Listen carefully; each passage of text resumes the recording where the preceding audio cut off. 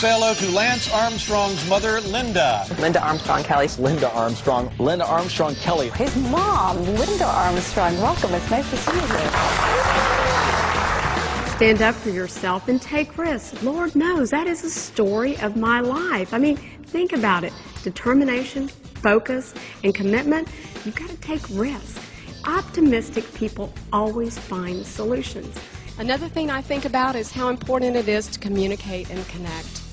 A lot of times, you're not going to get the answers to those questions that you want to hear. But you know, you've got to persevere. You've got to look for alternatives. And what I find fascinating is what motherhood does and how motherhood helps prepare you for the corporate world. Teamwork and communication.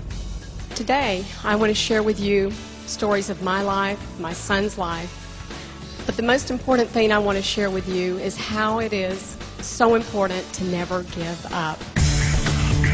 Lance would not be where he is today without Linda. She's my mom, and she's a fan and a friend. Linda was always his biggest cheerleader. She is not a quitter. She's a tough lady. I just would not let myself believe that he was going to die. I never saw her upset. She was just a pillar of strength for me. I am an eternal optimist, and I do believe and aspire for something better.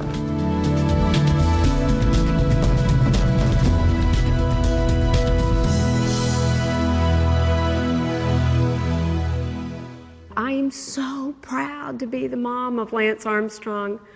One of my biggest accomplishments was raising my son, Lance. But you know what's so amazing is that I'm up here talking to all of you today. I mean, if you had known me way back when, you'd be amazed too. Because when I was 16 years old, okay, anybody here raising a 16-year-old or have raised a 16-year-old? Well, think about it. You come home from work one night and your 16-year-old daughter's sitting on the sofa and you just know something is wrong. So you say, honey, how was your day? What's wrong? You hear these dreaded words you don't think you'll ever hear and hope that you never hear. What? I'm pregnant. That is where my story begins. Linda worked 2, sometimes 3 jobs while still going to school. But at age 16, she became pregnant. Both her family and her school asked Linda to leave. So often people thought that Lance had been raised with a silver spoon in his mouth and that we were well off. Let me tell you, that couldn't be farther from the truth. I'm 16 and pregnant, and I have dated and married the troublemaker with a gleam in his eye. Anybody out there date one of those guys? Marry one of them? I did. You know, I thought we would lead this fantasy life, and I thought that I'd be wearing my pearls like Donna Reed. I watched those wonderful, wholesome family shows, Father Knows Best, Leave It to Beaver, Donna Reed, and I just thought that every wonderful man went to work and moms got to stay home and have a hot meal and wear their pearls. Well, you know what? That fantasy life didn't come true for me. It was about survival. Just like every 16-year-old thinking about their next date, mine was thinking about how am I going to pay these bills. It was tough. Didn't take any public assistance, but I was determined that I was going to make it. She had to work 3 jobs and go out and not feel sorry for herself. And so many people do feel sorry for themselves and take themselves way too seriously. So she's not that person. She's incredibly tough, and you know, there's no whining going on around her. I look back and I think about, you know, we'd gone from poverty with no money to personal success, to competition and championship. As I reflect back, there were 3 key principles that really was a driving force to, I believe, this success. And when I think about those guiding principles, I think about the first one, and that's how important it is to ask questions. See, Lance was into triathlons and cycling, and I said, well, okay, son, what's the record? And he said, it's 25 minutes and 43 seconds. And I said, well, what is your goal? What do you want to finish? And he says, well, you know what, Mom? I think I can finish in 25 minutes. So after working a bunch of overtime, I purchased a ticket for Lance and I to fly to Moriarty, New Mexico, where he was going to break the Junior American time trial record. So that next morning, Lance gets up out of bed, ready to go warm up before he goes to the start line. Now, let me mention to you what a time trial is a race against the cyclist and the clock. And that's all he has to do is beat the clock. And the idea is to get up, go warm up, go to the start line, ready to go. So Lance jumps out of bed, is going to go out and warm up, and he says, seconds later he comes into the room and he says, "Mom, it is freezing cold outside." Now, we just come from Dallas, Texas, where it must have been 100 degrees. But we're up here in these mountains in Moriarty, New Mexico. And I said, "Gee, what are we going to do?" Because we had not packed any warm clothes. Well, I looked around and I found my pink jacket. And I said, "Here, son, put it on." Without hesitation, Lance storms out the door with my pink jacket on. Now, I told him I would meet him at the start line. Well, I show up a few minutes early, and let me tell you what.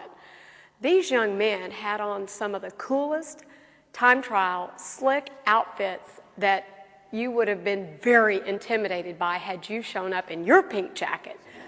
Well, Lance comes to the start line. He wasn't intimidated at all. Didn't bother him 1 minute. So the gun goes off. Lance goes off in my pink jacket. Well, he comes through that finish line at 25 minutes and 3 seconds. He broke the record. He didn't let anybody intimidate him, and he stood up for himself. He was focused, he was determined, and he was committed. He set his goal, and he accomplished it. Back when I was 16, 17 years old, and really getting into big-time sports, she made me sit down at the beginning of the year and write down my goals. It's not a goal until you write it down, she would say. By now, Linda was juggling Lance's demanding schedule with a full-time job. She had landed an administrative position with a telecommunications company based in Plano, Texas. When Linda first came to Erickson, what struck me about her was that she was very mature, she was very bright. I was like a sponge. I wanted to soak up everything I could learn, and the young people around me, these young, bright engineers that were just fresh out of college, it was such a refreshing experience for me. Linda had some schooling behind her, but she didn't have the 4-year college degree. So it was a struggle. She was always proving herself, and I think that because she was so mature and so smart, she figured out a way to overcome those obstacles. I think Linda proved that street smarts got her go a long way, and she was able to deliver. Please welcome Linda Armstrong Kelly. Linda now in her life is at a totally different place in her life now. She, Lance, rather than having to just work every day, she works just as hard. Thanks. But she works, usually, she does a lot of charity work, raises a lot of money for cancer. I am so very proud to introduce to you tonight my son, Lance Armstrong. Linda now had more time to devote to Lance's foundation. Maybe she should have talked tonight. I've never seen you talk like that, Mom. Another guiding principle that I've certainly applied in my life is how important it is to stand up for yourself and to take those risks. On Wednesday, October 2nd, I was diagnosed with testicular cancer. Well, one evening I come home from work and the phone rings, and I got to tell you, this was a phone call I never expected to get. Lance's neighbor calls me and tells me Lance has been diagnosed with cancer. He's 26 years old. How can this be when just like that your life can change? And as much as I wanted to take that disease from him, I couldn't. I wanted to put my hands on him and take that disease, but it doesn't work like that. So what I did is as every mom would do, is became his teammate and helped him get through this incredible journey. As Lance is being treated for stage 4 testicular cancer, I was encouraged to get a second opinion. And I thought, well, why would I get a second opinion? I mean, everything's on track. I'd laid everything out for that 3 months that he was going to be receiving his treatments. And all the while, I thought, well, you know, that's not a bad idea. So it didn't set too well with his existing doctor to go get a second opinion, but, you know, you've got to take control of this dreadful disease, and that's what we did.